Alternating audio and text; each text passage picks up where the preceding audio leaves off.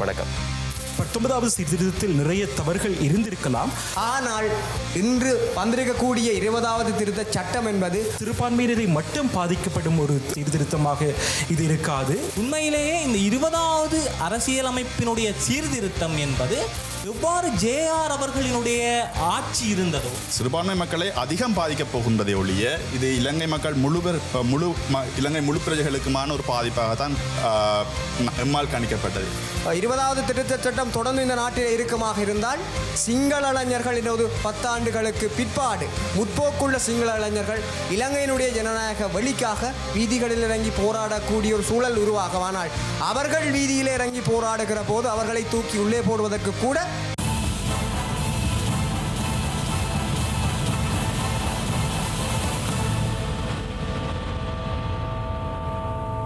வணக்கங்களே, இன்றைய நாளிலும் சந்திக்கிறோம். சொல்லாயுதம் குறிப்பாக இந்த இளைவர்களுடைய குரலாக ஒவ்வொரு வார இறுதிகளை பொறுத்தவரையிலும் சந்திக்கக்கூடியதாக இருக்கிறது. மிக முக்கியமாக கடந்த வாரத்தை பொறுத்தவரை இந்த சமூகத்தில் இருக்கக்கூடிய சில வேறுபாடுகள் சம்பந்தமாக பேசியிருந்தோம். சமகாலத்தில் தான் ஸ்ரீலங்காவை பொறுத்தவரையிலே மிக முக்கியமாக எல்லா தேசங்களுடைய பார்வையும் இருந்து கொள்ளக்கூடியதாக இருந்தது. ஒற்றை பக்கம் பார்த்தால் இந்தியா தமிழ் தேசிய கூட்டமைப்பை பேச்சுக்காக அழைக்கிறது. இன்னொரு பக்கம் சீனா தன்னுடைய நிதியுதவிகளை ஸ்ரீலங்கா பக்கம் திருப்பிவிட்டிருக்கிறது. அமெரிக்கா செய்து கொண்டிருக்கக்கூடிய ஒப்பந்தம் சம்பந்தப்பட்டிருக்கக்கூடிய நிலைப்பாட்டை ஸ்ரீலங்காவிடமிருந்து கேட்கிறது. இந்த அடிப்படையிலே இந்த விடயங்கள் பேசப்பட்டு கொண்டிருக்கக்கூடிய இடைவெளிகளுக்குள் தான் ஸ்ரீலங்காவினுடைய பாராளுமன்றத்திலே மேலதிக வாக்குகளால் 20வது திருத்தச் சட்டம் நிறைவேற்றப்படுகிறது. அது நிறைவேற்றப்படுவது என்பது குறிப்பாக சிறுபான்மை சமூகங்களை பிரதிநிதித்துவப்படுத்தக்கூடிய தமிழ் தேசியம் பேசக்கூடிய கட்சிகளாக இருக்கட்டும், இவர்கள் எதிராக வாக்களித்திருந்தார்கள். ஆனால் இன்னும் ஒரு சிறுபான்மை சமூகமாக இருக்கக்கூடிய முஸ்லிம்களை பொறுத்தவரை கட்சித் தலைவர்கள் மாத்திரம் எதிராக வாக்களித்தார்கள். ஏனையோர் இதற்கு ஆதரவாக வாக்களித்தார்கள். அதற்குரிய வியாக்கியானங்களை கூட அவர்கள் பல்வேறு இடங்களிலே தெரிவித்துக் கொண்டிருக்கிறார்கள். இந்த இடத்திலே தான் இளையவர்கள் இந்த சிந்தை சம்பந்தமாக அல்லது இந்த 20வது திருத்தச் சட்டம் எவ்விதமாக அமுல்படுத்தப்படுகிற போது பாதிப்புகளை கொடுக்க போகிறது அல்லது இருந்த இடத்திலிருந்து முன்னோக்கி போகக்கூடிய வழிவகைகளை ஏற்படுத்தி கொடுக்க போகிறதா, இவற்றை விவாதிப்பதற்காக இன்றைய நாளிலே 4 அதிதிகளை அழைத்து வந்திருக்கிறோம். அறிமுகப்படுத்தலாம். நிலோஜன் அவர்கள் சட்டத்துறை மாணவனாக இருக்கிறார். பென்ஷஸ் துஷான் அவர்கள் இளையோர் செயற்பாட்டாளராக இந்த சட்டத்துறையில் இருந்து கொண்டு பல்வேறு விதமான பணிகளை செய்து கொண்டிருக்கிறார். திருமருகன் சட்டத்துறை மாணவன், அவரை வரவேற்கலாம். லோகேஸ்வரன் அவர்கள் முல்லைத்தீவு கரைத்துறைப்பற்ற பிரதேச சபையினுடைய உறுப்பினர். இந்த 4 பேரையும் வைத்துக்கொண்டு இன்றைய நாளிலே இந்த விவாதங்களை நாங்கள் ஆரம்பிக்கலாம் நினைக்கிறேன். துஷானிடமிருந்து தொடங்கலாம். மிக குறிப்பாக ஒரு விடயம், இந்த 20வது திருத்தச் சட்டம் நிறைவேற்றப்படுவதற்கு முற்பாடு இதை எதிர்க்க வேண்டும் அல்லது ஜனநாயகத்திற்காக இதை நாங்கள் 20வது திருத்தச் சட்டம் அவ்வளவு விதமான எங்களுக்கு சாதகங்களை தராது என்ற அடிப்படையிலே ஊடக சந்திப்புகளாக இருக்கட்டும், செயற்பாடுகளாக இருக்கட்டும், ஒரு இளையோர் அமைப்புகள் இருந்து கொண்டு இதை தொடங்கினீர்கள். அப்படி என்ன தீமைகளை இந்த இனத்திற்கு இந்த 20வது திருத்தச் சட்டம் கொடுத்துவிடப் போகிறது? அனைவருக்கும் வணக்கம். உஷாந்தன் கேட்டவாறே நாங்கள் இந்த 20வது சீர்திருத்தம் கொண்டு வரப்போகின்றது என்பது ஒரு அறியப்படாமல் இல்லாட்டி என்ன ஒரு சர்ப்ரைஸாக வந்த ஒரு விடயம் இல்லை. ரைட். 19வது சீர்திருத்தத்துக்கு எதிரான பிரச்சாரம் செய்யப்படும் போதே இந்த 19வது சீர்திருத்தம் அகற்றப்பட்டு 20வது சீர்திருத்தம் மீண்டும் கொண்டு வரப்படும் என்பது ஒரு அனைவருக்கும் தெரிந்த ஒரு விடயம்.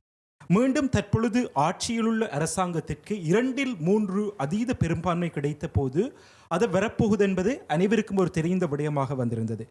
ஆனால் நாங்கள் இளைஞர்களாக ஒத்தர சிந்தனையோட்டம் உள்ள இளைஞர்களாக நாங்கள் இந்த 20வது சீர்திருத்தம் கெசட் பண்ணப்பட்ட போது இது பற்றி நாங்கள் கலந்துரையாடி கொண்டிருந்தோம். நாங்கள் எங்கள் சமூகத்தில் வந்து எதிர்பார்த்த ஒரு விடயம் என்றால், எங்கள் சமூகத்தில் உள்ள அரசியல் தலைவர்கள் சரி, மக்களால் தெரிவு செய்யப்பட்ட பிரதிநிதிகள் சரி, இந்த 20வது சீர்திருத்தம் சார்பாக மக்களுக்கு தேவையான விழிப்புணர்வு ஊட்டுவார்கள் என நாங்கள் நம்பியிருந்தோம். அவ்வாறு நாங்கள் பொறுத்து பார்த்திருக்கையில் அது சம்பந்தமான விழிப்புணர்வு என்பது மிக மிக குறைவாகவே காணப்பட்டது. ஒரு கட்டத்தில் சரி, நாங்கள் அரசியல் தலைவர்கள்ட்ட வேண்டாம், நாங்கள் இளைஞர்கள்ட்டே போய் இளைஞர் பாராளுமன்ற உறுப்பினர்கள்ட்ட கேட்போம், அவர்கள் எந்த அளவுக்கு அறிந்திருக்கிறார்கள் என்று நாங்கள் யாழ்ப்பாணத்தில் உள்ள 14 இளைஞர் பாராளுமன்ற உறுப்பினர்களையும் சந்தித்திருந்தோம்.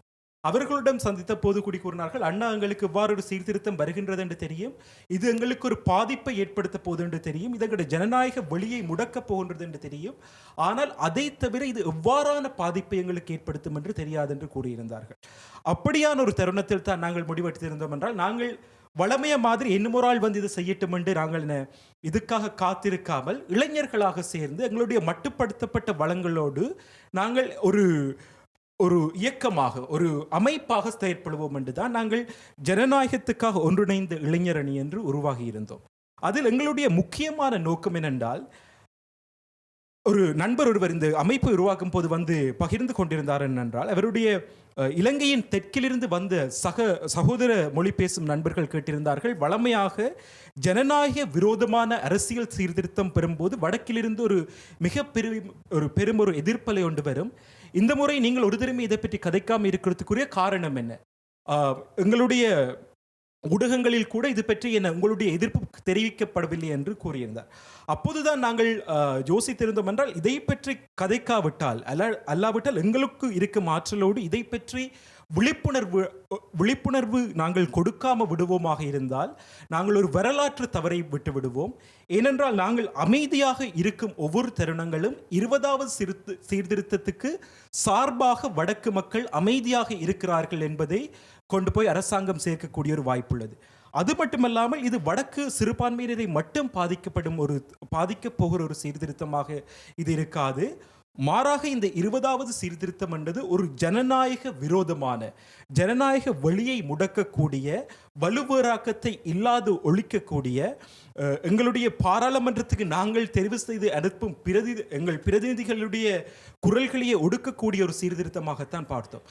அந்த பின்னணியில் தான் நாங்கள் இளைஞர்களாக வந்து எங்களால் முடிந்தவரை எங்கள் மக்களுக்கு ஒரு விழிப்புணர்வூட்டுவோம், வலுவூட்டுவோம் என்ற ஒரு நோக்கத்தோடு தான் நாங்கள் ஜனநாயகத்துக்காக ஒன்றுபட்ட இளைஞர் அணியை நாங்கள் நிறுவியிருந்தோம். நிச்சயமாக இந்த இடத்துல தான் மிக முக்கியமான ஒரு கேள்வி இருக்கிறது. இந்த 20வது திருத்தம் அமுல்படுத்தப்படுவதற்கு எதிராக இளையவர்கள் நீங்கள் ஊடக சந்திப்புகளை நடத்துகிற போது மின் விளக்குகளை அணைத்து விளக்கிலே ஒளியேற்றி அந்த எதிர்ப்பை வெளிப்படுத்துங்கள் என்று சொன்னீர்கள்.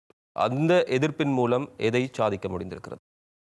அருமையான கேள்வி. இந்த கேள்வி நாங்கள் இது சார்ந்து திட்டமிடும் போதே பல இடங்களிலிருந்து இந்த கேள்வி வந்திருந்தது.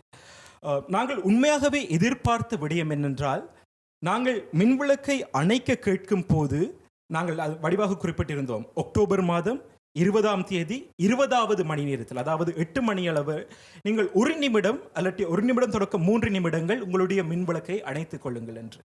அதில் எங்களுக்கு மிக தெளிவாக நாங்கள் தெரிந்து கொண்டு செய்த ஒரு விடயம் என்றால், அனைவரும் இந்த இவ்வாறான ஒரு கோரிக்கையை வைக்கும் போது அதை ஏற்றுக்கொள்ளப் போவதில்லை. ஆனால் நாங்கள் அதில் நான் சிம்பலைஸ் பண்ண, அடையாளப்படுத்த விரும்பிய விடயம் என்னென்றால், அதில் ஒரு 100 பேர் கூடி விளக்கை அழைப்பார்களாக இருந்தால் அந்த 1 நிமிட இருள் எங்களுடைய ஜனநாயக வழி எவ்வாறு இருளப்போகின்றது என்பதை ஒரு அடையாளப்படுத்தும் என்பதுதான் எங்களுடைய நோக்கமாக இருந்தது. அதால் நாங்கள் ஏதாவது சாதித்திருந்தோம் என்றால், நாங்கள் சாதிக்க முற்பட்ட விதயம் என்னென்றால், ஒருவர் கட்டாயம் விளக்கை அணைக்க வேண்டும் என்று இல்லை. ஆனால் விளக்கை அணைக்க எண்ணியிருந்தால் கூட, இந்த 20வது சீர்திருத்தம் எவ்வாறு ஒரு இருளை தரும் என்று எண்ணியிருந்தால் கூட அந்த விழிப்புணர்வின் ஒரு முதல் கட்டத்தை அவர்கள் அடைந்திருக்கிறார்கள் என்றுதான் நாங்கள் பார்க்கின்றோம். அடுத்தது, நாங்கள் இவ்வாறான கோரிக்கைகளை முன்னுக்கும் வைத்த போது எங்களுக்கு ஏற்கனவே தெரிந்த ஒரு விடயம் என்றால், இளைஞர்களாக அண்மையில் உருவாக்கப்பட்ட ஒரு அமைப்பினராக எங்களுக்குரிய நிறைய வளங்களும் மட்டுப்பாடுகளும் இருந்தன. ஆயினும் இது பொது வழியில் போய் இது சம்பந்தமான விழிப்புணர்வு சேருமானால், பொது வழியில் மக்கள் இது ஒரு பேசுபொருளாக கதைக்க கூட ஆரம்பிப்பார்களாயிருந்தால், அந்த ஜனநாயகம் நோக்கிய பயணத்தில் நாங்கள் ஒரு முதல் அடியை வெற்றிகரமாக வைத்திருக்கின்றோம் என்பதுதான் எங்கள் எண்ணப்பாடாக இருந்தது. உங்களுடைய கேள்விக்கு பதில் சொல்வதற்கு சாந்தன், இதால் பெரியொரு மாற்றம் நிகழ்ந்ததா? இல்லை. ஆனால் அது மக்களை சிந்திக்க ஒரு உந்தலை கொடுத்ததா, சிந்திக்க வைத்ததா, அதனால் ஏதாவது பிரயோசனம் வருமாக இருந்தால் எங்களுடைய அந்த முதல் படி ஒரு வெற்றிகரமானதாகவே நாங்கள் எண்ணுகிறோம். நிச்சயமாக நல்ல ஒரு தொடக்கம் இந்த இளைவர்களுடைய முயற்சி என்பது அது ஆரம்பித்திருக்கக்கூடிய தருணம் என்பது எதிர்ப்புகள் வெளிப்படுத்தப்படும் என்று சொல்லலாம். ஆனால் துஷான் ஆரம்பிக்கிற போது ஒரு விடயத்தை குறிப்பிட்டார், இந்த மிகப்பெரிய பின்னடைவுகளை கொடுக்க போகணும் சொல்லலாம். ஆனால் நாங்கள் 19லும் வாழ்ந்திருக்கிறோம், 20லும் வாழ வேண்டிய தேவை ஒன்று இருக்கிறது, நிறைவேற்றப்பட்டிருக்கிறது, பிறகு அது நடைமுறைப்படுத்தப்பட போகிறது. இப்படி இருக்கிற போது தமிழர்களை பொறுத்தவரை பெரிய மாற்றம் இல்லை. நாங்கள் பரிசோதிக்கப்படத்தான் போகிறோம், இருக்கக்கூடிய இடைவெளிகள் ஒரு குறைவாக கொஞ்சம் நெருக்குதலில் இருந்து வந்திருக்கிறோம். உங்களுடைய பார்வையிலே மரகன் இந்த விஷயம் எப்படி இருக்கிறது? நேயர்கள் அனைவருக்கும் அன்பான வணக்கம்.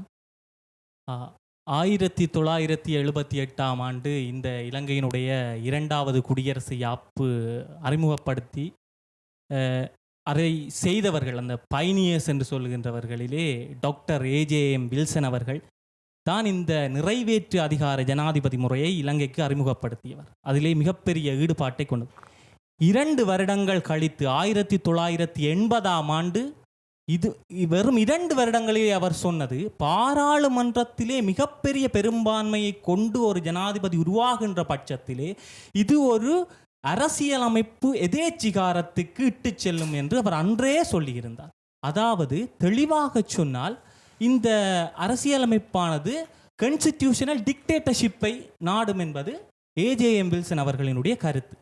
இதிலிருந்து நாங்கள் இன்றைக்கு இருக்கின்ற இந்த 20வது சீர்திருத்தத்தை நான் எப்படி பார்க்கின்றேன் என்றால், உண்மையிலேயே 19வது சீர்திருத்தம் அறிமுகப்படுத்தப்பட்டது. நாங்கள் 19 வாழ்ந்தோம். 20வது சீர்திருத்தம் அறிமுகப்படுத்தும். உண்மையிலே ஜனாதிபதி கோட்டாபய ராஜபக்ஷ அவர்களினுடைய அரசியலமைப்பு அதாவது என்னென்னு சொன்னால் அரசியலினுடைய தேர்தல் விஞ்ஞாபனத்திலே தெளிவாக குறிப்பிடப்பட்டிருந்தது 19வது திருத்தச் சட்டத்தை நீக்குவோம் என்று. 19வது திருத்தச் சட்டத்தை நீக்குவோம் என்று தான், அதை நீக்குவதற்காகத்தான் தங்களிற்கு மக்கள் மேண்டேட்டை வழங்கினார், அதாவது ஆணையை வழங்கியிருந்தார்கள் என்பதுதான் அவர்களினுடைய கருத்து. ஆகையினாலே 19ஐ நீக்க வேண்டும் என்ற கொள்கைவாதம் பெரும்பான்மை மக்களால் வழங்கப்பட்டிருக்கின்றது. ஆக எங்களுக்கு இருக்கின்ற தடையை நான் எப்படி பார்க்கிறேன் என்றால், 19ஐ நீக்குவதற்கு எமக்கு வழங்கப்பட்ட, அதாவது அந்த அரசிற்கு வழங்கப்பட்ட ஆணையானது அது இப்படி ஒரு 20ஐ உருவாக்குவதற்கு வழங்கப்பட்டதா என்ற கேள்விதான் இருக்கின்றது. உண்மையிலேயே இந்த 20வது அரசியலமைப்பினுடைய சீர்திருத்தம் என்பது ஒரு அதிகாரங்களை குவித்து நிற்கின்றது. அதாவது உண்மையை சொன்னால் நாங்கள் சில தசாப்தங்கள் பின்னோக்கி 1978ஆம் ஆண்டு எவ்வாறு ஜேஆர் அவர்களினுடைய ஆட்சி இருந்ததோ அந்த காலத்திலே அவர் உண்மையிலே ஜேஆர் ஜெயவர்தன் அவர்கள் ஜனாதிபதி அவர்கள் தெளிவாக குறிப்பிட்டிருந்தார். அவர் தன்னுடைய வாயால் கூற குறிப்பிட்டிருந்தார், என்னால் ஒரு ஆணை பெண்ணாக்க முடியாது, பெண்ணை ஆணாக்க முடியாது, ஆனால் மிகுதி வேலையெல்லாம் செய்ய முடியும், மிகுதி அனைத்துமே என்னால் செய்ய முடியும் என்று அவர் சொல்லியிருந்தார். ஆக அதை செய்தும் காட்டினார். அதைத்தான் நாங்கள் இன்றைக்கு மீண்டும் அந்த ஒரு நிறைவேற்று அதிகார ஜனாதிபதி முறைக்குள்ளே தான் மீண்டும் சென்றிருக்கின்றது. ஆனால் அவர் செய்திருக்கக்கூடிய அந்த செயற்பாட்டு தான் அவருக்கே இறுதியாக முடிவாக அமைந்திருக்கிறது என்பது வரலாறு கற்பித்திருக்கக்கூடிய மிக வரலாறு கற்பித்திருக்கிற பாடம். உண்மையிலே அந்த ஜனாதிபதியினுடைய ஆட்சியில் இருந்து அவர் பிரேமதாசாவினுடைய கைமாற்றத்தில் போது அவர் தெளிவாக சொல்வார், இலங்கை ஒரு தீக்குளம்பாகத்தான் கைமாற்றப்பட்டது என்று. உண்மையிலே ஆரம்பத்தில் இன்னொரு நாட்டினுடைய படைகள் தொடக்கம் அத்தனையுமே ஒரு மாற்றத்தை சந்தித்திருந்தது. இந்த ஜனாதிபதி முறைமை, இந்த நிறைவேற்று அதிகார ஜனாதிபதி முறைமை இன்றைக்கு நாங்கள் பல காலமாக அத்தனை 1994ஆம் ஆண்டு சந்திரிகா பண்டாரநாயக்க குமாரதுங்க அவர்கள் தன்னுடைய தேர்தல் விஞ்ஞாபனத்திலே குறிப்பிட்டது நிறைவேற்று அதிகார ஜனாதிபதி முறையை ஒழிப்பேன். 1999 மீண்டும் போட்டியிடும் போதும் குறிப்பிட்டது நிறைவேற்று அதிகாரத்தை ஒழிப்பேன். 2005 மஹிந்த ராஜபக்ஷ தெளிவாக தன்னுடைய மஹிந்த சிந்தனையிலே குறிப்பிட்டிருந்தது நிறைவேற்று அதிகாரத்தை ஒழிப்பேன். 2010 சொன்னது நிறைவேற்று அதிகாரத்தை கட்டுப்படுத்துவேன், மட்டுப்படுத்து. 2015 மைத்ரிபால சிறிசேன அவர்கள் வந்தது நிறைவேற்று அதிகார ஜனாதிபதி முறையை ஒழிப்பேன். இன்றைக்கு இந்த நிறைவேற்று அதிகார ஜனாதிபதி முறை தான் இன்றைக்கு தென்னிலங்கையினுடைய மிகப்பெரிய 2 சிங்கள கட்சிகளினுடைய வீழ்ச்சியாக அமைந்திருக்கின்றது.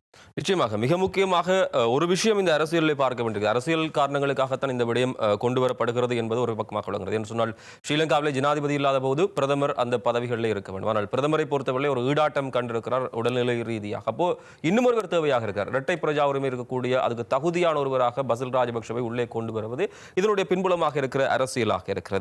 நிலோஷன், இந்த விடயங்கள் பேசப்படுகிற போதுதான் மிக குறிப்பாக சில வியாக்கியானங்களை இந்த மனுக்கள் முன்வைக்கப்படுகிற போது பாராளுமன்றத்துக்கு அறிவித்திருக்கிறார்கள். ஆனால் சில விஷயங்களை நீதித்துறையும் விரும்பியோ விரும்பாமலோ அனுசரித்து செல்ல முற்படுகிறது என்பது எல்லாம் தெரியக்கூடியது. ஆனால் இது இந்த ஸ்ரீலங்காவிலே ஒட்டுமொத்தமாக வாழக்கூடிய சிறுபான்மை சமூகம், எண்ணிக்கையில் குறைவாக இருக்கக்கூடிய சமூகம் எவ்விதமான தாக்கங்களை செலுத்தப் போகிறது? இந்த 20வது திருத்த சட்டம் கொண்டு வரப்படும் போதே இது சிறுபான்மை மக்களுக்கு பாதிப்பு தரப்போகின்றது. ஆனால் இது முழுமையாக பார்ப்போமே ஆனால் இது ஒட்டுமொத்த இலங்கை மக்களுக்குமான ஒரு பிரச்சனையாகத்தான் காணப்பட்டது. சிறுபான்மை மக்களை அதிகம் பாதிக்கப் போகின்றதை ஒழிய இது இலங்கை மக்கள் இலங்கை முழு பிரஜைகளுக்குமான ஒரு பாதிப்பாகத்தான் எம்மால் கணிக்கப்பட்டது. காரணம், ஒரு உதாரணத்தை எடுப்போமே ஆனால் ஒரு அரசியலமைப்பு சட்டத்தில், அதுவும் குறிப்பாக இலங்கை போன்ற ஒரு ஜனநாயக நாட்டில் வலு வேறாக்கம் என்றது மிக முக்கியமான ஒரு கூறாக காணப்படுகின்றது. ஜனநாயகத்தின் அடிப்படை 3 கூறுகளான நீதித்துறை, சட்டவாக்கத்துறை, நிறைவேற்றுத்துறை மூன்றும் வலு வேறாக்கத்தில் சம பங்கு இருந்தால்தான் அந்த நாட்டில் ஜனநாயகம் என்றது நிலைத்தோங்கக்கூடிய நிலையை காணக்கூடியதாக இருக்கிறது. திருமருகன் சொன்னது போல 1978ஆம் ஆண்டு இலங்கைக்கு கொண்டு வரப்பட்ட புதிய அரசியலமைப்பு சட்டத்தின் மூலம்தான் நிறைவேற்று அதிகார முறையானது இலங்கையில் புகுத்தப்பட்டது. ஆனால் அந்த நிறைவேற்றப்பட்டு 15 வருடங்களுக்கு உள்ளாகவே அதன் தாக்கம் உணரப்பட்டுள்ளது. அதனால் தான் 1994 ஆண்டு நடைபெற்ற ஜனாதிபதி தேர்தலில் அப்போதைய வேட்பாளர் திருமதி சந்திரிகா பண்டாரநாயக்க குமாரதுங்க அவர்கள் தான் நிறைவேற்ற அதிகார முறையை ஒழிப்பேன் என்று வாக்கு விஞ்ஞாபனத்தில் சொல்லி மக்கள் ஆணையை பெற்றார். ஆனால் அன்று முதல் அது பிறகு ஒவ்வொரு ஜனாதிபதி தேர்தல்களும் ஒவ்வொரு பாராளுமன்ற தேர்தல்களிலும் நிறைவேற்ற அதிகார முறையை ஒழிப்போம் என்று மக்கள் ஆணை பெறப்பட்டது. ஆனால் இதுவரை அது நடைமுறைப்படுத்தப்படவில்லை. ஆக நிறைவேற்ற அதிகார முறை என்றது இலங்கை போன்ற ஒரு நாடுகளில் ஒரு தாக்கத்தை செலுத்துகின்றது என்பது காலங்காலமாக மக்கள் ஆணை மூலம் வழங்கப்பட்டு கொண்டு வந்திருக்கின்றது. குறிப்பாக சிறுபான்மை மக்களுக்கு எவ்வாறு எனில், இலங்கை போன்ற தேர்தல் நடைமுறைகள் உள்ள வீதாதார பிரதித்துவம் உள்ள நாடுகளில் ஜனாதிபதி பெரும்பான்மை மக்களின் அதிகப்படியான வாக்குகளை பெற்று ஒருவர் ஜனாதிபதியாக வரும் பட்சத்தில் சிறுபான்மை மக்களின் நலனானது எவ்வாறு பாதுகாக்கப்படும் என்ற ஒரு கேள்வி அங்கு வாய்ப்பு இருக்கின்றது. உங்கள் எல்லாருக்கும் தெரியும், இலங்கையானது 30 வருடம் ஒரு யுத்தத்தை சந்தித்த ஒரு நாடு. சிறுபான்மை மக்களின் உரிமை பறிக்கப்பட்டது என்று ஒரு இனம் போராடி இப்போது அந்த சண்டை முடிந்து நாம் ஜனநாயக வழியில் பயணிக்க தொடங்கிய நேரத்தில் வெறும் பெரும்பான்மை மக்களின் வாக்குகளை பெற்று ஒருவர் ஜனாதிபதியாக அரசு தலைவராக வருவாராயின் அவர் சிறுபான்மை மக்களின் நலன்களை எவ்வாறு பேணி பாதுகாப்பார் என்ற கேள்வி பயமாக சிறுபான்மை மக்களிடம் போய் சேர்ந்துள்ளது. ஆக அந்த பயத்தை போக்க வேண்டிய விடயத்தில் முதலாவது முக்கியமான விடயம் வலுவேறாக்கம். உதாரணமாக சொல்ல போனால், ஜனாதிபதி இல்லாட்டி பாராளுமன்றம் ஒரு சிறுபான்மை மக்களுக்கு எதிராக ஒரு சட்டத்தை கொண்டு வரும் பட்சத்தில், நீதித்துறை சுயாதீனமாக இயங்கும் பட்சத்தில் அங்கு ஒரு நியாயத்தை சிறுபான்மை மக்களால் எதிர்பார்க்க முடியும். ஆனால் 20வது திருத்த சட்டம் இது அனைத்தையும் புறம் தள்ளி ஒரு தனி நபரிடம் அதிகாரத்தை வழங்கக்கூடிய ஒரு சட்டம் மூலமாக நிறைவேற்றப்பட்டுள்ளது. இதுதான் சிறுபான்மை மக்களை மிகவும் கவலைக்குள்ளாக்கிய ஒரு விடயமாக காணப்படுகிறது. இந்த விடயம் மிக முக்கியமாக பார்வை செலுத்தக்கூடியதாக இருக்கிறது. அதிலிருந்து தான் நாங்கள் இப்போ லோகேஸ்வரன் வர வேண்டும். ஒரு பிரதேச சபை உறுப்பினராக இந்த இடத்துல ஒரு விஷயத்தை மிக தெளிவாக குறிப்பிடுகிறோம். இந்த விடயம் சம்பந்தமாக பேசுவதற்காக தனியே ஒவ்வொரு அரசியல் கட்சிகள் சார்ந்திருக்கக்கூடிய இளையவர்களை நாங்கள் அழைத்திருந்தாலும் கூட அவர்கள் அனுப்பி வைக்கவில்லை என்பது ஒரு குறைவான விஷயம். நீங்கள் பிரதிநிதித்துவப்படுத்தக்கூடிய கட்சி சார்பில். ஆனால் இன்னொரு பக்கம் பார்த்தால் இன்னும் சில தமிழ் மக்களுடைய வாக்குகளை பெற்றிருக்கக்கூடிய கட்சிகளுடைய பிரதிநிதிகள் இதற்கு ஆதரவாக வாக்களித்தார்கள். ஸ்ரீலங்காவில் இருக்கக்கூடிய இந்த ஆட்சியாளர்கள் சொல்ல முடியாது, நாங்கள் தனிச்சிங்கள வாக்குகளை பெற்று பாராளுமன்ற உறுப்பினர்களை வைத்துக் கொண்டு இதை நிறைவேற்றிவிட்டோம் என்று சொல்ல முடியாது. அதிகமான சிறுபான்மை சமூகம் இருக்கக்கூடிய முஸ்லிம் காங்கிரஸாக இருக்கலாம் அல்லது அகில இலங்கை மக்கள் காங்கிரஸாக இருக்கலாம், அதனுடைய உறுப்பினர்கள் வாக்களித்திருக்கிறார்கள். மலையகத்தை சார்ந்திருக்கக்கூடியவர்கள் ஆதரவு தெரிவித்திருக்கிறார்கள். ஏன் குறிப்பாக இந்த பகுதியிலிருந்து போட்டியிட்டு சென்றிருக்கக்கூடிய இந்த மக்களுடைய வாக்குகளை பெற்றிருக்கக்கூடியவர்களே ஆணையை கொடுத்திருக்கிறார்கள். அரசியல் ஒரு பிரதிநிதி அல்லது அரசியல் ரீதியான பின்புலம் இருக்கக்கூடிய ஒருவர் என்ற அடிப்படையிலே இந்த விடயங்கள் எவ்வளவு ஆரோக்கியமாக இந்த இனத்திற்கு செலுத்தப் போகிறது தன்னுடைய பங்களிப்பை? உண்மையில் 20வது திருத்தச் சட்டம் என்பது இலங்கை தீவை பொறுத்தவரைக்கும் ஜனநாயகத்துக்கு விழுந்த ஒரு மரண அடியாகத்தான் நான் பார்க்கிறேன். உண்மையில் பல்லினத்தை கொண்ட ஒரு தேசமாக எங்களுடைய இலங்கை தேசம் இருக்கிறது. ஒரு பல்லினத்தை கொண்ட இந்த தேசத்திலே வலுவேறாக கோட்பாடு மிக உறுதியாக கட்டியெழுப்பப்பட வேண்டும். உண்மையில் 30 ஆண்டுகளுக்கு மேலாக நாங்கள் ஒரு ஆயுத போராட்டத்தை சந்தித்தவர்கள். உண்மையில் அந்த ஆயுத போராட்டம் உருவாக்கியதற்கு காரணமே வலுவேறாக கோட்பாடு மிக தெளிவாக அல்லது ஒரு சமனான அடிப்படையில் பங்கிடப்படாமை தான் உண்மையில் அந்த ஆயுத போராட்டம் உருவாக்கப்பட்டதுக்கும் அந்த ஆயுத போராட்டத்துக்கு பின்னணியிலே எங்களை போன்ற பல இளைஞர்களுடைய உயிர்களை நாங்கள் பணயம் வைத்ததற்கும் வலுவேறாக்கம் என்பது சமனான அடிப்படையில் பங்கிடப்படாமை தான் ஒரு காரணம். இன்றைக்கு நிறைவேற்று அதிகாரம் கொண்ட ஒரு ஜனாதிபதியாக இன்றைய ஜனாதிபதி உருவெடுத்திருக்கிறார். இதை போன்ற ஒரு வரலாற்று சம்பவம் தான் ஜேஆருடைய காலத்தில் ஏற்பட்டது.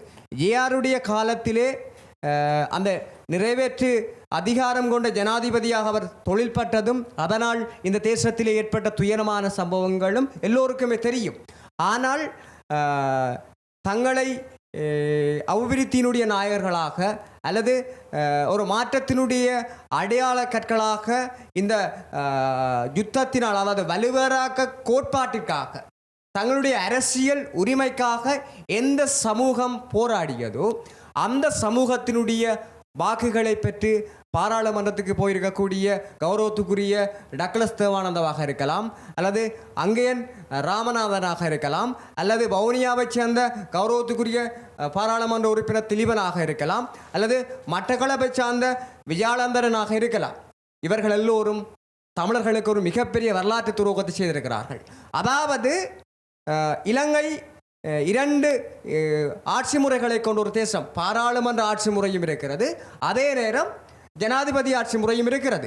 ஜனாதிபதி ஆட்சி முறையை பொறுத்த வரைக்கும் அது தனி சிங்கள வாக்குகளின் அடிப்படையில் தான் அவர்கள் தங்களுடைய தலைவர்களை தெரிவு செய்திருக்கிறார்கள். அது இந்த தேர்தல் அதற்கு ஒரு நல்ல உதாரணம். கடந்த ஜனாதிபதி தேர்தல் இலங்கை தேசத்திலே சிங்கள மக்கள் தங்களுடைய தலைவரை தெரிவு செய்யலாம், தங்களுடைய தலைவர் தான் இந்த நாட்டை ஆளலாம் என்பதற்கு அது ஒரு நல்ல உதாரணம்.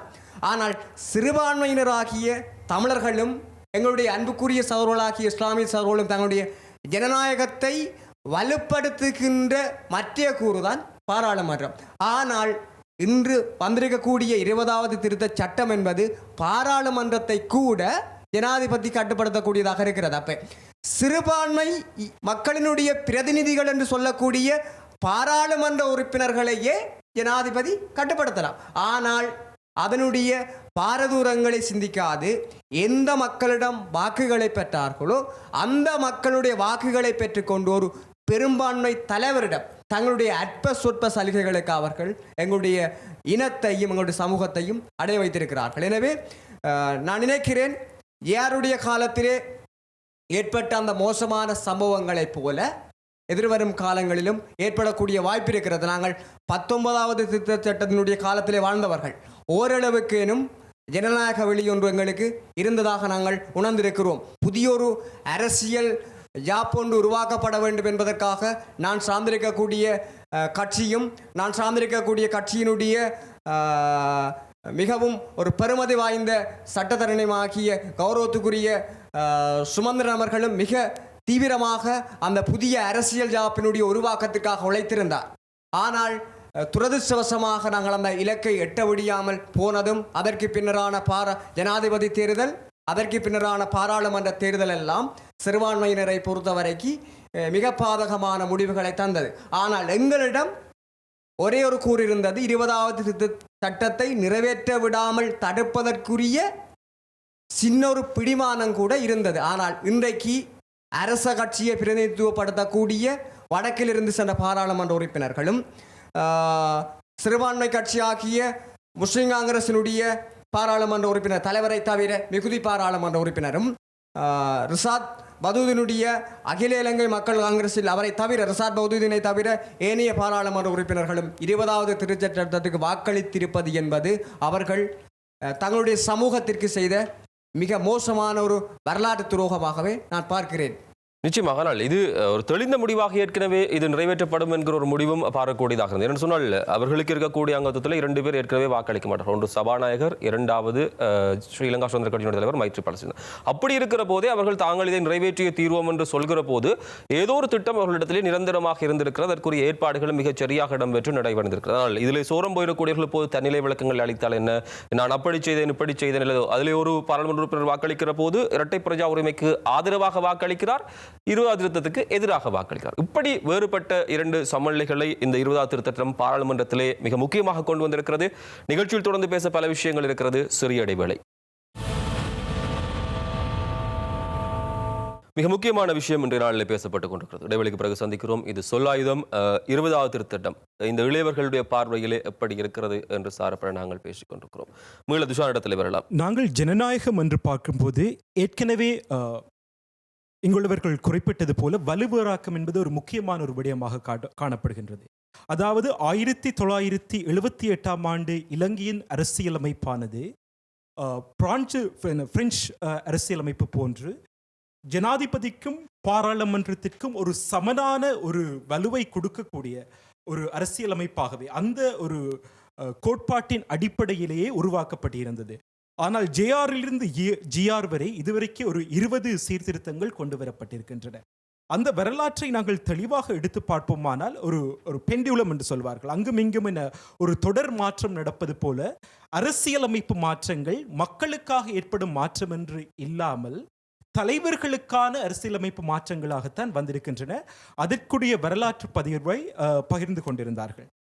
இந்த 20வது சீர்திருத்தத்தை நாங்கள் சிறப்பாக எடுத்து பார்ப்போமானால் 20வது சீர்திருத்தத்தை விளங்குவதற்கு 19வது சீர்திருத்தம் சார்பாக அதற்கு எதிராக என்ன பிரச்சாரம் முன்வைக்கப்பட்டது என்பது நாங்கள் தெளிவாக விளங்கும் ஒரு அவசியம் ஒன்று காணப்படுகின்றது.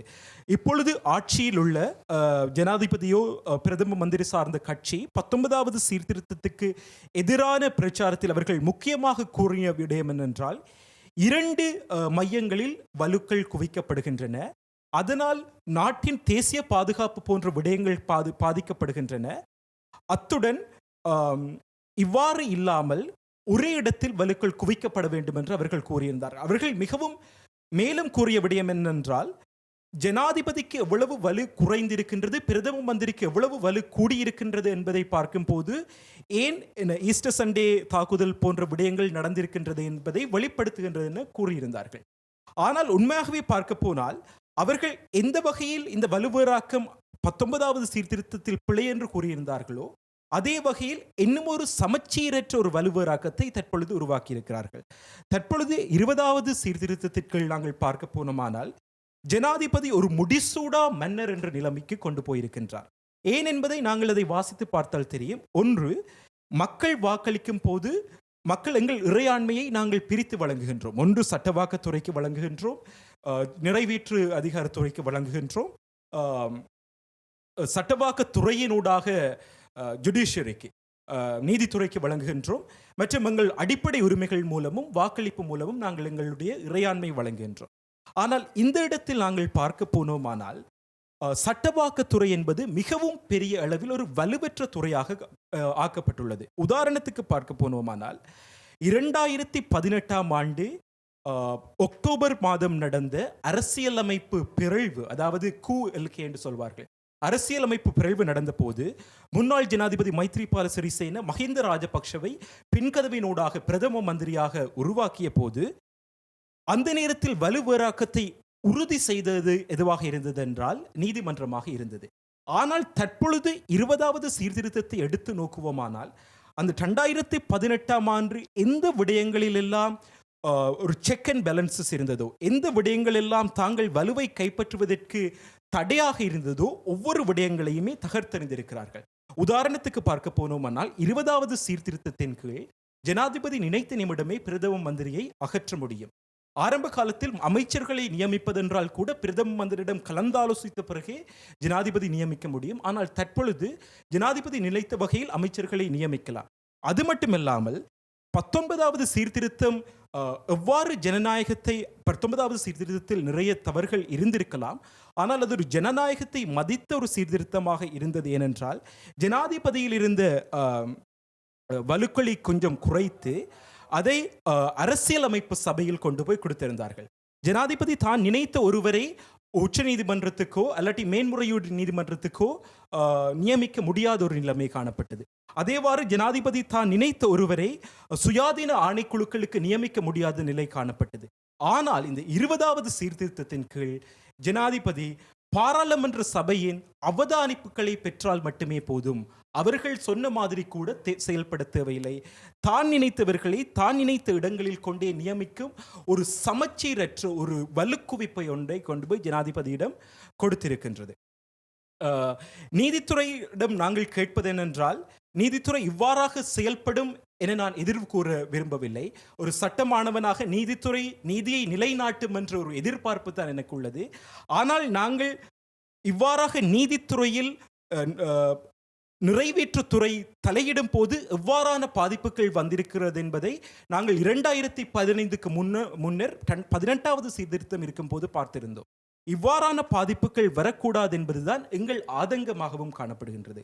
எனவே இப்பொழுது இருக்கும் 20வது சீர்திருத்தம் பாராளுமன்றத்தையும் பிரதிநிதித்துவ அரசியலையும் மழுங்கடிப்பதாகவும், ஜனாதிபதி தான் நினைத்த நேரம் பிரதம மந்திரியை கூட தூக்கி எறியலாம் என்ற ஒரு நிலைமைக்கும் கொண்டு வந்து விட்டிருப்பது, நாங்கள் வரலாற்றில் இருந்து நாங்கள் பாடம் படிக்காமல் தொடர்ந்தும் வரலாற்று பிழைகளை விட்டு கொண்டிருக்கின்றோம் என்பதை குறித்து நிற்கிறது. எனவே நான் உங்களுடைய பார்வையில் படி இருக்கிறது. உண்மையிலேயே இந்த பாராளுமன்ற விவகாரத்திலே நாங்கள் பார்த்தால், உண்மையிலே ஜனாதிபதியை நாங்கள் எடுத்துக்கொண்டால், ஜனாதிபதிக்கு ஆன அதிகாரங்கள் இருக்கின்றன. ஒரு நாட்டிலே போரை பிரகடனப்படுத்துவது, அமைதியை பேணுவது, இப்படி ஜனாதிபதிக்கான தத்துவங்களும் அதிகாரங்களும் அரசியலமைப்பினால் வழங்கப்பட்டிருக்கின்றது.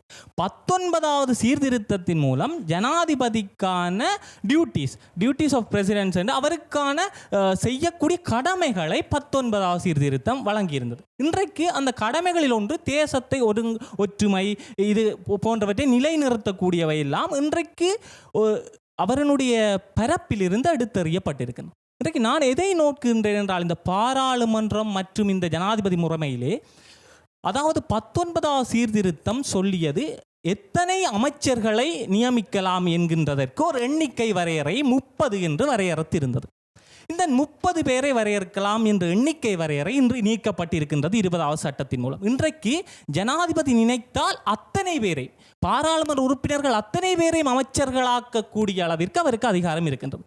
அப்பொழுது இந்த பாராளுமன்றத்தினுடைய சுயாதீனம், அதாவது பாராளுமன்றத்தில் 30 அமைச்சர் என்கின்ற போது இருக்கின்ற கட்டுப்பாடையும், பாராளுமன்றத்தில் 50-100 பேரை அமைச்சராக்க முடிந்த ஒரு தலைவரிடம் இருக்கின்ற எதேச்சிகார அதிகார மையத்தை நாங்கள் இங்கே கவனிக்க வேண்டியதாக இருக்கின்றது. இதே போன்றுதான் இன்றைக்கு எத்தனை அமைச்சர்களையும் அவர் உருவாக்கலாம். இன்றைக்கு ஜனாதிபதி எத்தனை அமைச்சுக்களையும் தன்வசம் வைத்திருக்கலாம். இன்றைக்கு அவரை தன்னிலை நிறுத்தி ஒரு பாராளுமன்றத்தை விட உயர்ந்த ஒரு நபராக, இன்றைக்கு பாராளுமன்றம் என்கின்ற அந்த சட்ட வாக்கத்தை செய்கின்ற ஒரு இடத்தில் இருந்து தன்னை ஒரு உயர்ந்த மனிதராக காட்டியிருக்கின்றது. உண்மையிலே இது வரலாறு தான். மீண்டும் நாங்கள் வரலாறை கண்டால், நாங்கள் சந்திரிகா பண்டாரநாயக்காவினுடைய காலத்திலும் இருக்கலாம், மஹிந்த ராஜபக்சவினுடைய காலத்திலும் இருக்கலாம், ஜனாதிபதிகள், இந்த முன்னாள் ஜனாதிபதிகளினுடைய காலங்களிலே பாராளுமன்றங்கள் கலைக்கப்பட்டிருந்தது. இதே அந்த ஒரு பழக்கத்தின் காரணமாகத்தான் 2018 கூட இந்த பாராளுமன்ற கலைப்பு ஒன்று மைத்ரிபால சிறிசேனவினால் அறிமுகப்படுத்தப்பட்டது. இந்த பாராளுமன்ற கலைப்பை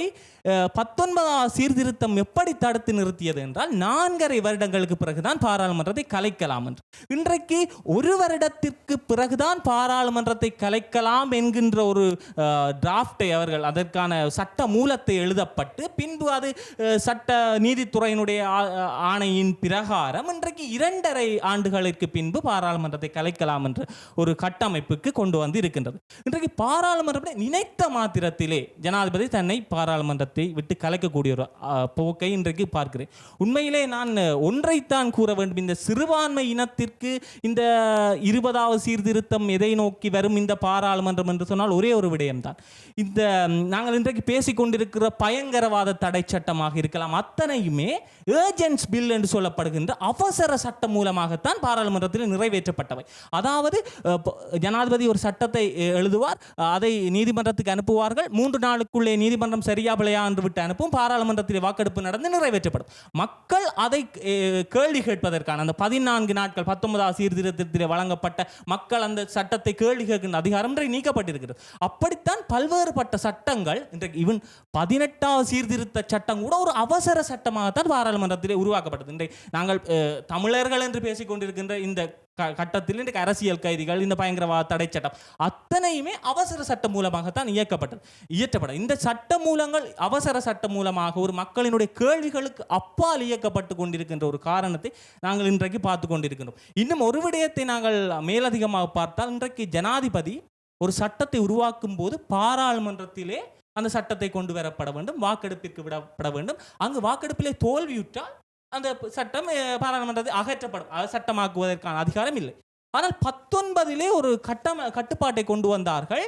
பாராளுமன்றம் அல்லது நீதித்துறை அந்த சட்டத்திற்கான எதிர்ப்பு தளத்தை அல்லது அதற்கான ஆதரவு வழங்கப்படாத இடத்திலே அது மக்களிடம் கொண்டு சேர்க்க முடியாது. அதாவது அரசியல் அமைப்புக்கு ஒவ்வாத சட்டங்கள் என்று சொல்லப்படுகின்ற சட்டங்களை மக்களிடம், அதாவது நேரடியாக மக்கள் தீர்ப்புகளே கொண்டு வரக்கூடிய ஒரு அதிகாரத்தை எங்களுடைய அரசியல் அமைப்பு விடுகின்றது. அதாவது பாராளுமன்றத்திலே தோற்று விட்டது பரவாயில்லை, நீதித்துறை சொல்கின்றது சட்டத்திற்கு புறம்பாக இருக்கின்றது பரவாயில்லை, நாங்கள் மக்களிடம் போகின்றோம் என்ற ஒரு மக்களினுடைய செல்வாக்கை பெற்ற ஒரு ஜனாதிபதி, அதாவது அந்த காலத்தில் சொல்ல 6-5 பெரும்பான்மையை கொண்டு ஜேஆர் காலத்திலும் இருக்கலாம், இன்றைக்கு 2-3 கொண்டிருக்கின்ற பாராளுமன்ற உறுப்பினர் அதாவது ஜனாதிபதி கட்சிகளினுடைய பாராளுமன்ற உறுப்பினர்களை தவிர்த்து மக்கள் இன்னும் அவர்களுக்கு ஆதரவாக இருக்கிறார்களா இல்லையா என்ற ஒரு கேள்வி இருக்கின்றது. அப்ப பாராளுமன்றம் கூட ஒரு எதிர்க்கின்ற ஒரு சட்டம் இருக்கின்றது. சரி, நீதித்துறை எதிர்த்த சட்டத்தை கூட நேரடியாக மக்கள் தீர்ப்பிலே விடக்கூடிய அதிகாரத்தை இன்று ஜனாதிபதிக்கு வழங்கப்பட்டிருக்கிறது. அப்படி ஒரு அதிகாரத்தை மக்கள் மயப்படுத்தும் போது சிறுபான்மையினரா பெரும்பான்மையினரா என்பதை தாண்டி ஒரு பெரும்பான்மை வாக்குகளால் அந்த சட்டம் நிறைவேற்றும். அது கட்டாயம் ஒரு சிறுபான்மை இனத்திற்கு எதிராகத்தான் இருக்க வேண்டும், அப்படியல்ல. எந்த ஒரு சட்டம் மூலமாக இருந்தாலும் அது ஒட்டுமொத்தமான நாட்டிற்குமான ஒரு தடை. சிறுபான்மை இனங்கள் எப்படி பாதிக்கப்படும் என்றால், சமத்துவம் என்று எங்காவது பிரச்சனை வரும்போது, ஈக்விட்டி எங்காவது எங்களுக்கும் அவர்களுக்குமான சமத்துவம் ஒன்று ஏற்படும் போது அந்த இடத்திலே நாங்கள் கேள்வி கேட்பதற்கு நீதித்துறையிடம் போவோம். நீதித்துறை அங்கு நீதித்துறையினுடைய ஆட்சி அமைப்பில் தான் அது தங்கி இருக்கின்றது என்பதுதான் என்னுடைய. ஏன் இப்படி இதற்குள்ளே நிகழ்ந்திருக்கிறது? எங்களுடைய அரசியலமைப்பு சட்டத்தை எடுத்துக்கொண்டால் அது சில ஆர்டிகல், சில சரத்துக்கள் கை வைக்கப்பட முடியாத சரத்துக்களாக காணப்படுகின்றது. அதில் நீங்கள் எதுவும் திருத்த சட்டங்கள் கொண்டு வரப்பட வேண்டுமாயின் மீண்டும் மக்களிடம் சென்று மக்களாணியை பெற்றுத்தான் அந்த சரத்துக்களில் திருத்தங்களை செய்ய முடியும். அந்த வகையில் இந்த 20வது திருத்த சட்டம் வர்த்தமானியில் வெளியிடப்பட்ட போது அது உச்சநீதிமன்றத்தில் உள்ளாக்கப்பட்ட விடயம் என்னவென்றால், இந்த 20வது திருத்த சட்டம் அந்த குறிப்பிட்ட கை வைக்கப்பட முடியாத அந்த சரத்துக்களில் எங்கேயாவது தொடர்பு படுகிறதா என்பதுதான் சுப்ரீம் கோர்ட்டில், உச்சநீதிமன்றத்தில் வழக்கு தொடர்வதற்கான காரணமாக இருந்தது. அப்போ சுப்ரீம் கோர்ட்டின் தீர்மானம் எவ்வாறு அமைந்ததில் குறிப்பிட்ட 4 விடயங்களில் அது அந்த கை வைக்கப்பட முடியாத சரத்துக்களில் தொடர்பு படுகின்றது. ஆகவே நீங்கள் அந்த சரத்துக்களை நிறைவேற்ற வேண்டுமாயின் மீண்டும் மக்களிடம் சென்று மக்களாணியை பெற்று தான் அதை நிறைவேற்றப்பட முடியுமே ஒழிய பாராளுமன்றத்தில் 3/2 பெரும்பான்மையை மாத்திரம் வைத்துக் கொண்டு அதை நிறைவேற்ற முடியாது என்று உச்சநீதிமன்றம் ஒரு தீர்மானத்தை கொடுத்தது. ஆனால் அதில் சில வழிமுறைகளையும் உச்சநீதிமன்றம் கொடுத்தது என்னவென்றால், இதில் குறிப்பிட்ட சில மாற்றங்களை நீங்கள் செய்வீர்களானால், அதாவது குழுநிலை விவாதத்தில், பாராளுமன்ற குழுநிலை விவாதத்தில் செய்வீர்களானால் மக்களாணை தேவையில்லை, பாராளுமன்றத்தில் 3/2 பெரும்பான்மையை போதும் என்ற அடிப்படையில் தான் குழுநிலை விவாதத்தில் அந்த திருத்தங்கள் செய்யப்பட்டு இப்போது 20வது திருத்த சட்டம் பாராளுமன்றத்தில் நிறைவேறியிருக்கின்றது. அப்போ திருப்பியும் மக்களாணையை பெற வேண்டும் என்று எமது அரசியலமைப்பு சட்டத்தில் இருக்கிறதுக்கான நோக்கம் என்னவென்றால், எமது பிரதிநிதிகள் நாங்கள் அவர்களுக்கு மக்களாணையை வழங்கினாலும் நீங்கள் நினைத்த மட்டில் அதில் திருத்தங்களை கொண்டு வர முடியாது. எங்களது அடிப்படை உரிமைகள் சம்பந்தமாக இதன் திருத்தங்கள் கொண்டு வர செய்ய போகின்றீர்கள் என்றால் திருப்பி எங்களிடம் எங்களது ஆணையை பெறுங்கள் என்பதற்கான நோக்கம்தான் அரசியலமைப்பு சட்டத்தில் சில சரத்துக்களை கை வைக்க முடியாத அளவு செக்யூர் பண்ணி வச்சிருக்குது எங்களோட கான்ஸ்டிடியூஷன். நான் இதில் பார்க்குற விஷயம் என்னென்னா, 20வது திருத்த சட்டம் அவசரமாக பாராளுமன்றத்தில் இப்போது கொண்டு நிறைவேற்றப்பட வேண்டிய தேவை என்ன? 19வது திருத்த சட்டம் நிறைவேறிய பின்பு அதன் காலப்பகுதியில் வைக்கப்பட்ட மிக முக்கியமான விமர்சனம் ஒன்று ஜனாதிபதிக்கும் பிரதமருக்குமான முரண்பாடுகள். அதில் ஒரு நியாயம் இருந்தது. என்ன, அப்போது ஜனாதிபதி ஒரு தேசிய கட்சியைச் சேர்ந்தவர், பிரதமர் இன்னொரு தேசிய கட்சியைச் சேர்ந்தவர். அவர்கள் சேர்ந்து நல்லாட்சி என்று உருவாகினாலும் அவர்கள் தங்களது கட்சியைத்தான் அங்கு பிரதிநிதித்துவம் செய்தார்கள். ஆனால் இப்போது, அதாவது கடந்த நவம்பர் மாதம் நடைபெற்ற பாராளுமன்ற தேர்தலும் ஜனாதிபதி தேர்தலும் இப்போது ஆகஸ்ட் மாதம் நடந்த பாராளுமன்ற தேர்தலும் குறிப்பிட்ட ஒரு கட்சியைச் சேர்ந்த பிரதிநிதியும் உறுப்பினர்களும் தான் பாராளுமன்ற உறுப்பினர்களாகவும் ஜனாதிபதியாகவும் வந்திருக்கின்றார்கள். அப்போது அங்கு முரண்பாடு வருவதற்கான சந்தர்ப்பங்கள் என்பது குறைவு. இதே போன்ற ஒரு நாளில் தான் அக்டோபர் 26ஆம் தேதி 2 வருடங்களுக்கு முன்பு அப்போதைய ஜனாதிபதி திரு மைத்ரிபால சிறிசேன அவர்கள் பாராளுமன்ற புதிய பிரதமரை நியமித்து ஒரு அரசியல் குழப்ப நிலையை உருவாக்கினார். அப்படி ஒரு நிலை ஒன்று வரும் பொழுது மக்களாகிய நாம் அதற்கான தீர்வை எங்கே போய் பெறுகின்ற என்ற நிலையில் தான் உச்சநீதிமன்றத்தில் வழக்கு தொடர்ந்து அது வரலாற்று சிறப்புமிக்க தீர்ப்பு ஒன்று வந்தது. அது ஜனாதிபதி நடவடிக்கை பிழை என்று உருவாகி பாராளுமன்ற கலைப்பு செல்லாது என்று உச்சநீதிமன்றம் தீர்ப்பு வழங்கியது. ஆக ஆங்கிலத்தில் அழகா சொல்லுவார்கள் ப்ளீசிங் த மாஸ்டர்ஸ் என்று. அதாவது உங்களுக்கு மேற்பட்டவர்களுக்கு நீங்கள் இறைஞ்சுவது, அதாவது நீங்கள் ஒரு அதிகாரத்தை ஒரு தனி மனிதரிடம் போய் குவிப்பீர்களானால் உங்களுக்கு தேவைப்பட்ட விஷயங்களுக்காக நீங்கள் அவர் என்ன செய்தாலும், அவர் சரியாக செய்தாலும் பிழையாக செய்தாலும் விமர்சனம் வைக்க மாட்டீங்க. ஏன்னா உங்களுக்கு ஒரு தேவை இருக்கிறது, அவர் என்ன செய்தாலும் சரி என்று சொல்றது, அது ப்ளீசிங் த மாஸ்டர்ஸ் என்னுவாங்க. அப்போ அந்த நிலைமை தான் 20வது திருத்த சட்டத்தின் மூலம் உருவாகி இருப்பதாக நான் கருதுகிறேன். தனிப்பட்ட ஒருவரிடம் ஒரு முழுமையான அதிகாரத்தை கொடுப்பதாவது, அதாவது சிறுபான்மை சமூகத்தின் பிரதிநிதி என்ற அடிப்படையில் கூட இதை என்ன இன்னும் பயத்துக்குள்ளாக்குன்றது என்னவென்றால், எனது உரிமைகள் எங்கேயாவது பறிக்கப்படும் பொழுது எனக்கான தீர்வை நான் எங்கே போய் பெறுவது என்பது. அங்குதான் வலுவராக்கம் மிக மிக மிக முக்கியமான இடத்தை பெறுகின்றது. அது 20வது திருத்த சட்டத்தின் மூலம் கேள்விக்குள்ளாக்கப்படுவதாக நான் எதிர்பார்க்கின்றேன். ஏன் நீங்கள் 19, 20 அமல்படுத்தப்படுவதை எதிர்க்கிறீர்கள்? 19 முக்கியமாக ஒரு ஜனநாயக வழியை சிறுபான்மை மக்களுக்கு கொடுத்தது. சிறுபான்மை சமூகங்கள் அரசியல் கதைப்பதற்கு ஒரு வழி 2010ஆம் ஆண்டுக்கு பிறகு, யுத்த காலத்துக்கு பிறகுதான் கிடைத்தது. ஆனால் அப்போது 18வது திருத்த சட்டம் 2010ஆம் ஆண்டு பாராளுமன்றத்தில் நிறைவேற்றி அதன் விளைவுகள் நாம் கண்கூடு கண்டவை. ஆக அந்த விளைவுகளை இல்லாமல் செய்வதற்காக நோக்கம்தான் சிறுபான்மை கட்சிகள் எல்லாம் இணைந்து பெரும்பான்மை கட்சி ஒன்றுடன் இணைந்து நல்லாட்சி அரசாங்கத்தை ஒன்றை உருவாக்குவதற்கான நடவடிக்கைகள் நடைபெற்று நல்லாட்சி அரசாங்கம் ஒன்று 2015ஆம் ஆண்டு உருவாக்கப்பட்டது. ஆக அவர்கள் அதுக்கு மக்கள் ஆணையம் கிடைத்தது. அப்போ மக்கள் ஆணையை பெற்று 19ஆவது திருத்தச் சட்டம் செய்ய வேண்டியது அவர்களது கடமையாக இருந்தது. இப்போ 20ஆவது திருத்தச் சட்டம் சிறுபான்மை சமூகத்தைச் சேர்ந்த சில உறுப்பினர்கள் எதிர்த்து வாக்களித்திருக்கின்றார்கள் என்றால் அவர்கள் மக்கள் ஆணையை எதிர்த்திருக்கிறார்கள். மக்கள் ஆணையை அவர்கள் மதிக்கவில்லை என்றுதான் சொல்ல வேண்டும். ஏனென்றால் மக்கள் ஆணையை அவர்கள் ஏன் மதிக்கவில்லை என்றால் மக்கள் அரசாங்கத்துக்கு எதிராகத்தான் இந்த எதிர்க்கட்சிகளுக்கு வாக்களித்திருக்கிறார். முஸ்லீம் காங்கிரஸுக்காக இருக்கட்டும், மலையகத்தைச் சேர்ந்த ஒரு உறுப்பினர்களுக்கு இருக்கட்டும், அரசாங்க கட்சிகளை ஆதரிக்காமல் எதிர்க்கட்சியை ஆதரிக்கிறார்கள் என்றால் அரசாங்கத்தின் நடவடிக்கைகளுக்கு அவருக்கு நம்பிக்கை இல்லை. அப்போ எதிர்க்கட்சிக்கு ஒரு ஆணையை அவர்கள் வழங்குகிறார்கள். இல்லை, நீங்கள் எங்கள் உரிமைகளை போய் பாராளுமன்றத்தில் கதையுங்கள், அரசாங்கம் என்னென்ன கொண்டு வந்தால் எங்கள் உரிமை சார்பாக போய் கதையுங்கள் என்பதுதான் நான் நோக்கம். ஆனால் அந்த மக்களான எல்லாத்தையும் புறம் தள்ளிவிட்டு சிறுபான்மை சமூகங்களைச் சேர்ந்த உறுப்பினர்கள் 20ஆம் திருத்தச் சட்டத்தை ஆதரித்தது என்பது ஒரு வரலாற்று பிழையாகவே நான் கருதுகின்றேன். ஏன் அவர்கள் மீது குற்றம் சுமத்துகிறீர்கள்? உண்மையில் 19இல் எதை சாதித்தோம் என்பதை விடுத்து 19இல் நாங்கள் நிறைய விடயங்களை சுதந்திரமாக செய்வதற்கு கூடிய ஒரு ஜனநாயக வெளியாக நாங்கள் 19ஆவது திருத்தத்தை பார்க்கிறோம்.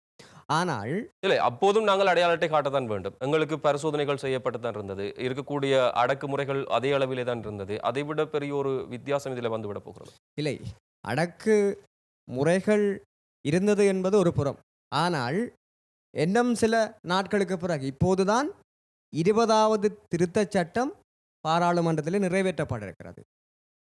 இன்னும் சில வாரங்களுக்கு பிற்பாடு நிலைமை மோசமாகக்கூடிய வாய்ப்பு இருக்கிறது. என்னவென்று சொன்னால் இன்றைக்கு 20ஆவது திருத்தச் சட்டத்திற்காக பாராளுமன்றத்திலே கைகளை உயர்த்திய தமிழ் பாராளுமன்ற உறுப்பினர்கள் எங்களுடைய கட்சி மீதும் அல்லது 19ஐ வைத்து எதை சாதித்தீர்கள் என்று எங்களை நோக்கி விரல் நீட்டுகிறவர்கள் எதை சாதிக்க போகிறார்கள் என்பதை நாங்கள் எதிர்வரும் நாட்களில் தான் பார்க்க போகிறோம். எங்களுடைய மக்களுடைய இலக்கு அல்லது கனவு எல்லாம் ஒன்றுதான். அடையாளத்தை இழந்துவிட்டு அபிவிருத்தி எங்களுக்கு தேவையில்லை. அதாவது நாங்கள் இலங்கை தீவிலே வாழ்கிற ஒரு தேசிய இனம்.